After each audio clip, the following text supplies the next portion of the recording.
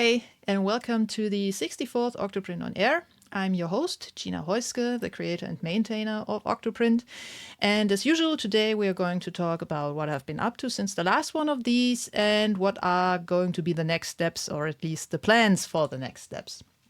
So let's start right away, I guess. What I've been up to. So most of my time the past weeks since the last episode of these ones has been spent on working on 1.11.0, on 1.11.1, and then 1.11.2. So 3 releases all in all that were pushed out in this time frame. And the first one of these was, of course, the stable release of 1.11.0, which I pushed out on April the 22nd. Pretty much right after, I saw some reports of weird update errors that were caused by some hash mismatch. That's a tricky word. By some hash mismatch when downloading a certain third-party dependency from PyWheels. That seems to have cleared up on its own, and I still have no clue what was up there. Maybe it was just some hiccups on some private networks, or maybe PyWheels was having issues or something like that. I never could reproduce it, and I have since not seen any more reports about it. But otherwise, it was all in all a quite uneventful release. And and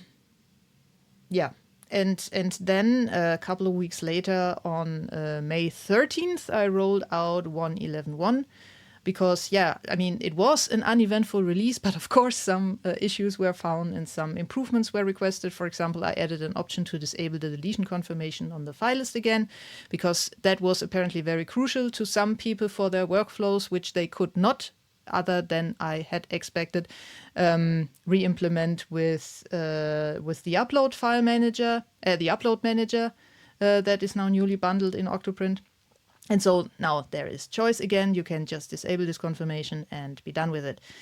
I also fixed 2 issues that had crept in during refactorings on the COM layer, basically, or rather on the printer interface and the communication of that with the COM layer.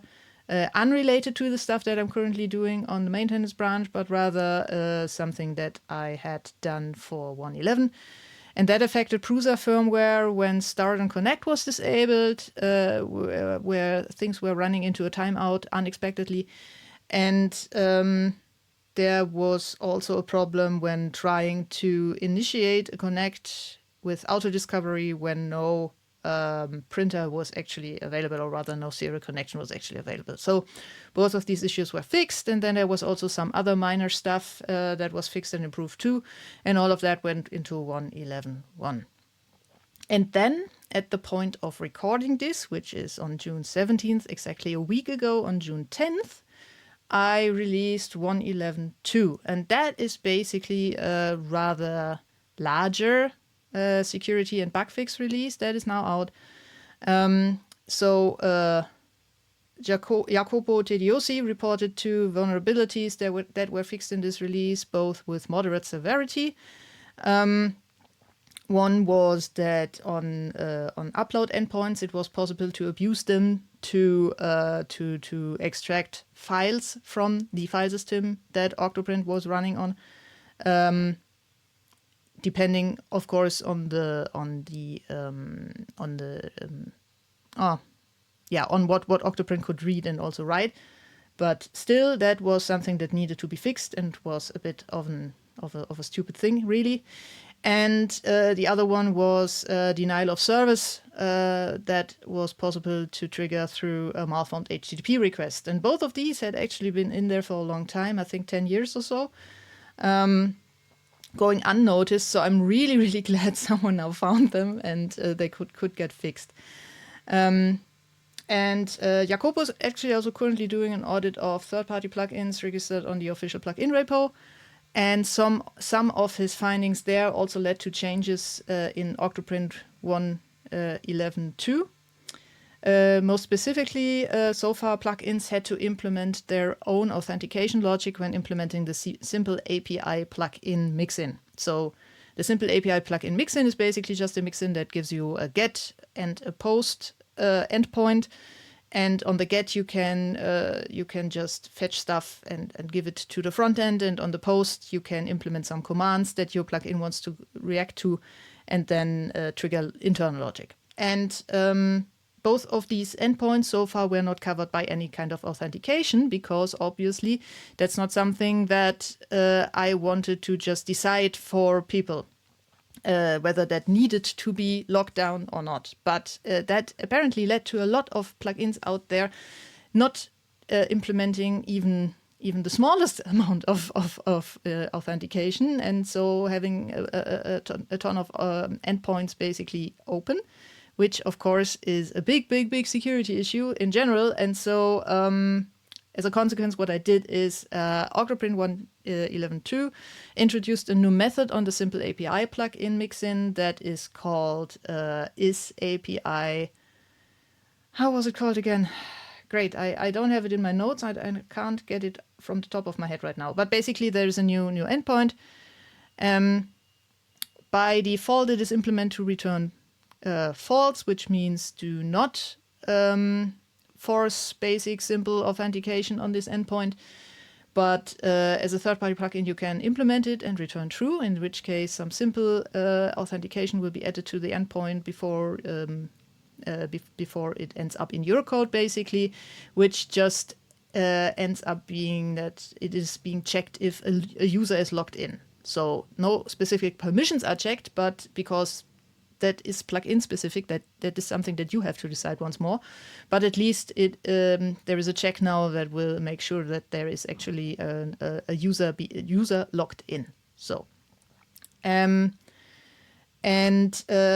for now, the default behavior stays the same. The API stuff is not getting authentication forced on everyone, but that will change. So with OctoPrint 1.13.0, I will flip the implementation of this method to true by default, at which point all third-party plugins who have not overridden this method and thus made an explicit decision on whether they need their endpoints to be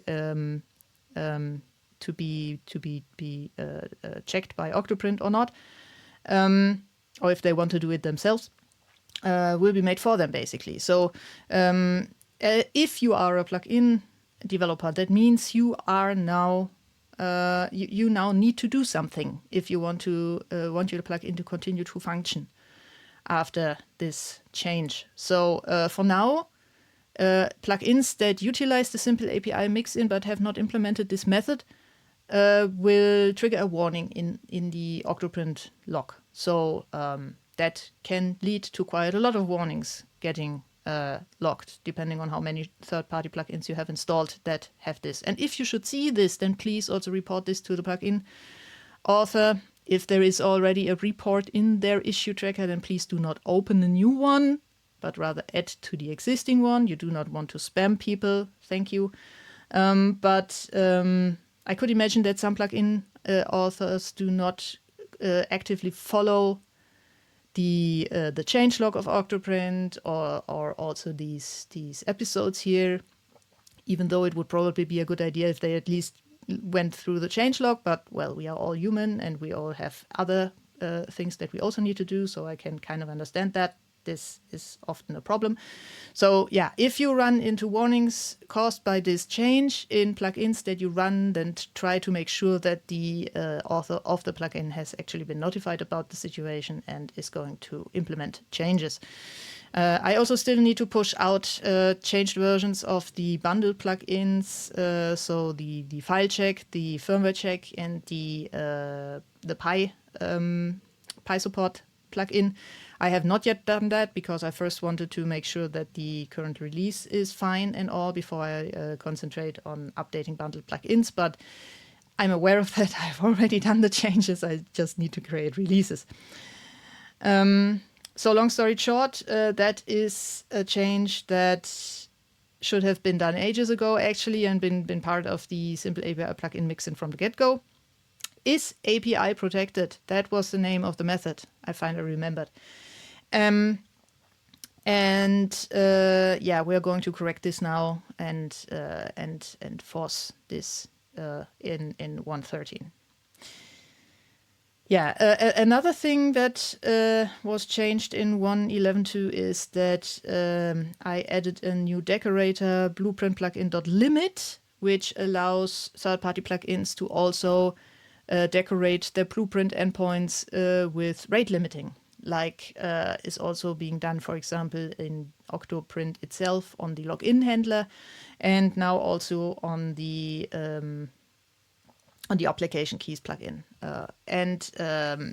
That is something that I would also like to recommend for improved security, that if you have an endpoint whose constant triggering could cause problems for the user in some way or another, then maybe add a rate limit decorator. Speaking of which, I added rate limiting and some better information to the application keys plugin in this release as well, because it was maybe not that clear that giving a third-party client full access to your OctoPrint account could be a problem. So now it is. So now the text basically on the notification when you're getting asked by OctoPrint whether you want to allow a third-party client who has just sent an application key request to connect in your name or not is now making it a bit more clear what this means, basically giving the third-party client full access to OctoPrint as you. And I'm also now displaying the IP from which this response came, so that you can maybe better figure out what kind of service or what on your network is sending this out if you are confused by that. Okay, so what else was going on? As you can imagine, not much other than 1.11, because that was a lot of work that I just told you about, but some other things happened as well. So for one, I was from May 28th until May 31st.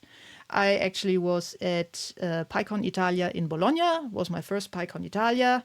Was a very hot few days in Bologna, but it was really nice too. Great food, by the way.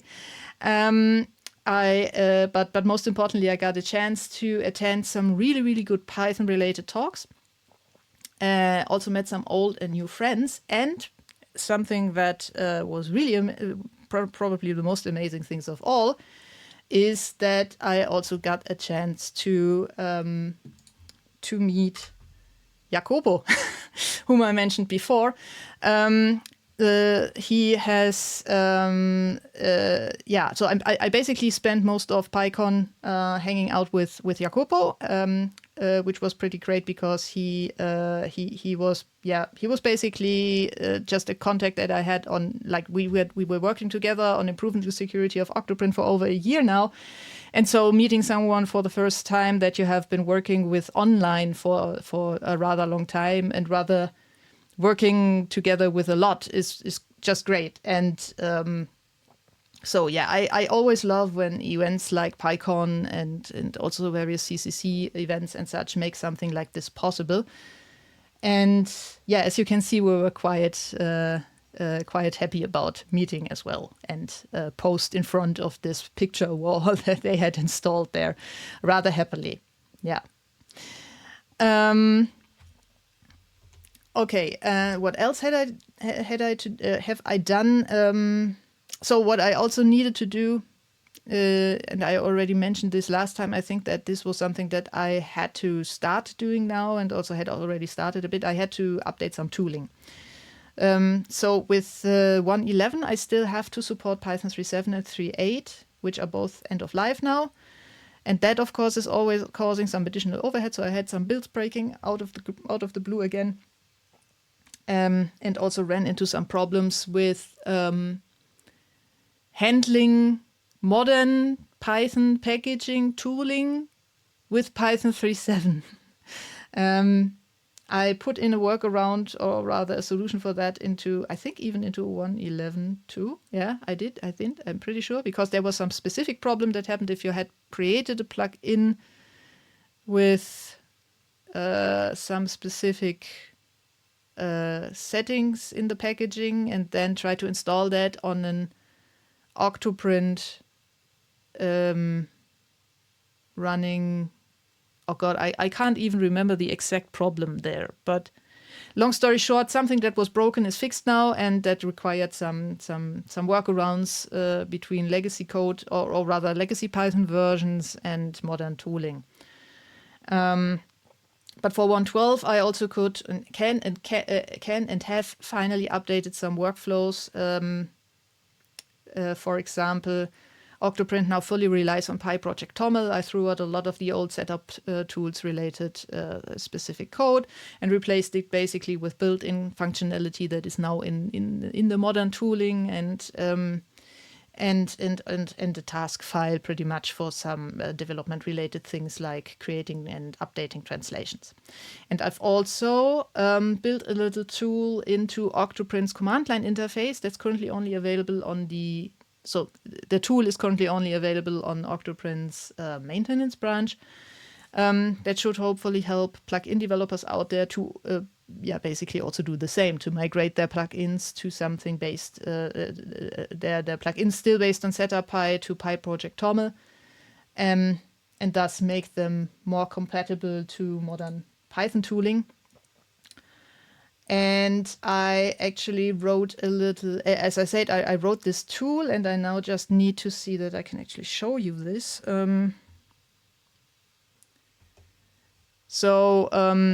It's basically OctoPrint dev plugin migrate to PyProject, and you can see here a little plugin that has not yet been migrated. And if I now run this, you see that it does a lot of stuff. It creates a PyProject TOML, SetupPy is removed or modified, setup config is removed or modified, task file YAML and PyProject TOML are newly created. And it also has a help text, of course. And this is just a looping GIF that I did, but basically, I hope you can see what this does and why it does it. This is just to basically help plugin developers to easily migrate their plugins that were created through OctoPrint's own cookie cutter template to a more modern layout, to a better packaging and all of that. And that was actually done in half an afternoon, but helped me already a lot in migrating all of my bundled plugins to this as well. So I hope this is going to be a time saver for plenty of people. Yeah, and then there were also some things that I had to adjust in OctoPrint's plugin system, as I already mentioned, some of that which also already went into 1.11.2 because of problems with legacy stuff. But yeah, so what else? What about 1.12? Yeah, so I actually did get around to do some work on 1.12, but sadly there was way less time for that than anticipated, thanks to 1.11 taking up so much of my time. But what I did was in between release candidates and not release candidates, in between releases and basically while also sitting around at the airport and waiting for my flight to Bologna, I was able to update the whole docs tooling to something that supports Markdown. So we are still using things now, but with a new more modern theme, and with Markdown support available as well. And that is, that achieved basically what I had intended originally with the docs rewrite that I started 2 or maybe even 3 years ago now, but which then constantly I had to interrupt again because of everything else happening, and which was a full rewrite based on new tooling. And this now achieved pretty much mostly the same goals of what I wanted to achieve back then by switching to the new tooling, but by using what we already have without requiring a full rewrite and a full migration of all the docs to Markdown. And that is pretty much the best of both worlds, I think, in that regard. So it's now easier to write documentation because you can use Markdown, which is a lot more intuitive, in my opinion. It has a way better UX than restructured text, which Things normally uses. But restructured text is also still available for the more complicated situations, and now it is possible to basically also migrate some things here and there per à per instead of trying to do all of that at one point and causing constant overhead because of having to remigrate documentation due to changes during regular maintenance, and that was basically the big problem in the past. What I also did after a nice comment that I received from, I forgot to actually not note down here from whom I got this comment, but feel thanked whoever you were. I'm going to look this up to at least put it in the show notes or something. So OctoPrint so far had dependencies on both NetIFaces and NetAddress, third-party dependencies that basically take care of some network-related address calculations and all of that. And the thing is that, first of all, NetIFaces caused a lot of problems in the past because of it having some native parts that need to be compiled, and that caused some issues here and there. And also, it's basically two libraries doing the same thing, or at least from OctoPrint's point of view, how it used it. So the two libraries themselves are not necessarily the same thing or doing the same thing. There are some things that only one or the other can do, but OctoPrint is only using the bits that were exactly the same. So I've now ported the parts of OctoPrint that were using NetIFaces over to NetAddress and dropped NetIFaces. So one less dependency, that's always good. It's always one thing that one thing less that can cause us issues during updates. And I also hardened OctoPrint security a bit further, as in that settings changes of any kind will now require fresh credentials. So if you haven't entered your password in a while, and now trying to, for example, change any of the server commands or whatever else you want to change in the settings, actually only some of them. I think when you change the server commands, when you change some other paths, FFmpeg path, I think, was also in the FFmpeg command line. So things that actually will interact with the systems, with the underlying operating system, settings like that are sensitive like that will now force you to re-enter your password if you haven't done it in a while. And that is basically to make it more difficult for a potential attacker who managed to steal your session to change these things in a way that they will cause problems for you down the road. That is, of course, all just a very theoretical thing because, as I always keep saying, you should not put OctoPrint on the public internet. You should not port forward. You should always put OctoPrint behind a VPN or something else when you access it from outside, and you should also never put it on an untrusted network in general, but if you do, there is no less chance of abusing that. That at least is the idea here. Yeah, so that was a lot of the stuff that I did. There was, of course, the usual madness of small stuff and tiny things and organization overhead and accounting and sticker shipments and whatnot that all also had to be done, but let's ignore this. This was just the bits that were interesting to you that I did, I think at least. I might have forgotten some important things here or not so important things here, but yeah. Okay, so what are the next steps? Obviously, now that 1.11.2 is out, I hope that I will get some room to actually breathe and work on 1.12.0. I still need to do the refactoring or finish the refactoring of the printer interface that I mentioned the last time, which will enable plugins to provide other ways to connect to printers, for example, through Moonraker, through Bamboo APIs or whatever. I also still need to do the planned branch migration. So what I really want to get rid of is I currently have these branches, maintenance and devil, and they both are not really about what their name implies anymore at this point. For a long while now, I've been actually developing pretty much only on maintenance and preparing on that the what I so far called the maintenance releases, but which basically are the minor releases. So 1.11, 1.12, 1.13, 1.14 and such. And so basically always what will be the next stable version. And then I also have a bug fix branch for preparing bug fixes, security fixes for the current stable release. The devil branch hasn't really been touched in ages, and at this point can really be considered abandoned. And so I want to get rid of that. And I also want to rename the maintenance branch into dev or something like that. I have to look up how exactly I wanted to name it. I have a plan there. And some groundwork for that has already been laid, actually. But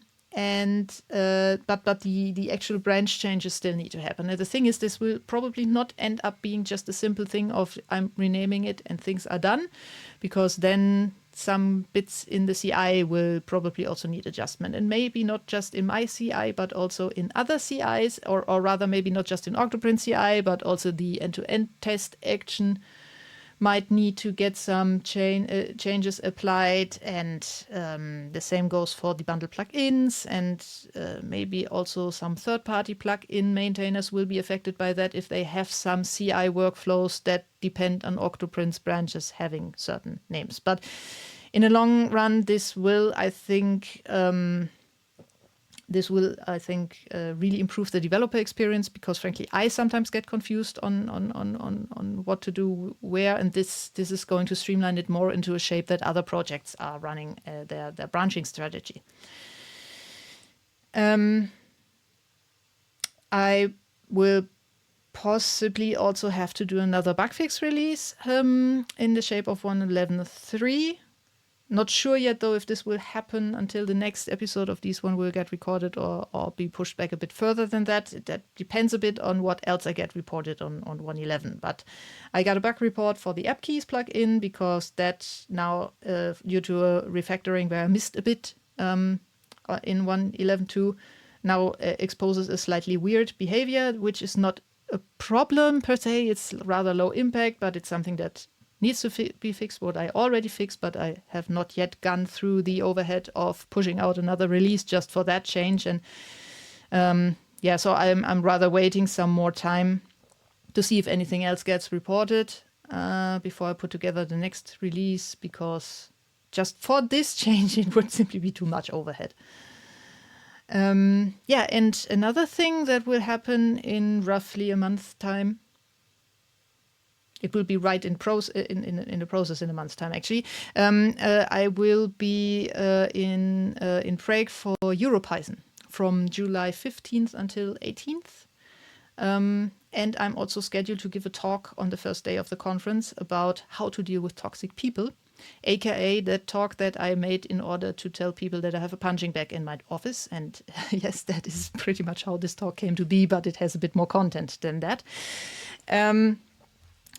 That is my second time being at EuroPython, or going to be at that I'm going to be at EuroPython in person. The first EuroPython visit where I actually also gave a talk was 2021, but that was a purely virtual conference. And last year I was at EuroPython for the first time, also in Prague, also at the exact same venue. And that time there basically gave me an amazing information and motivation boost. I also met some very amazing people again, or for the first time, or something like that. And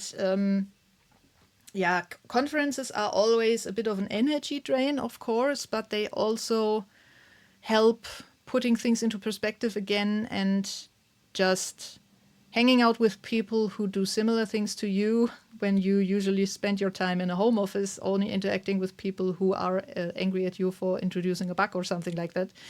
That really helps balancing things out. And so, should you be in Prague between July 15th and 18th, and also at EuroPython, then hey, please just say hi if you see me walking around there. I don't know you. You probably know me, and so just tap me on the shoulder and say hey, hi, shake hands or something. That it always makes my day. I had this happen at PyCon Italia as well, that someone just sitting a row before me turned around and said, "Oh, by the way, thank you for OctoPrint." And they're like, "Okay, cool, awesome." That also helps a lot with balancing things out. So if you get a chance, then please take it. Thank you. Yeah, and that is pretty much all that I wanted to talk about today. And the endless GIF loop of the of the tool is still running on the second monitor and really confusing me right now. Constant animation. Yeah, so the next one of these will be in late July or maybe early August. Though in early August, this is maybe also something for what are the next steps. I also will be at What Hackers Yearn in the Netherlands. That's basically a hacker camp, one of the Dutch hacker camps that happen every 4 years. It's been a while since I was at one of these. The last one was Hacking at Random in 2009, and before that, What the Hack in 2005. And so I'm really looking forward to returning to that. I'll be there with my buddy Romses and my partner, and we are also taking the Datenzwerge with us again. So the little garden gnome-shaped weather stations that we built for the CCC Camp 2023. They are still alive.